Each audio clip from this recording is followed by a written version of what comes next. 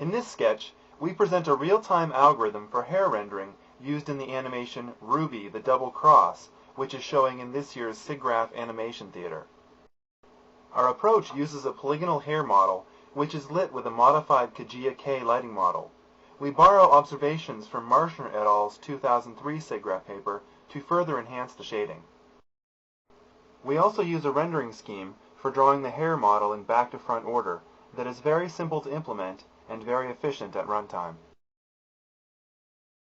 In addition to the albedo of the hair, our lighting equation includes a per-vertex ambient occlusion term, a biased Lambertian diffuse term, and primary and secondary specular highlights. The ambient occlusion term, shown here, is used as a simple approximation to self-shadowing. This term is computed during a pre-processing step and stored per vertex. The diffuse illumination is an N.L term biased to brighten up areas facing away from the light in order to give the lighting a softer look.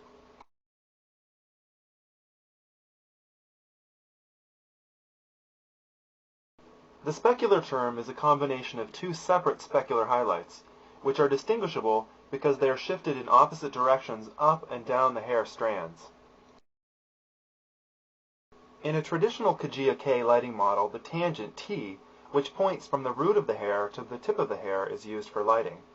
In order to obtain the two specular highlights observed by Marshner et al., we nudge the tangent along the direction of the normal to obtain the two new tangents T' and T'. To give the specular term an even more interesting look, we use a special noise texture to cause the specular highlight shift amount to vary along the hair strands.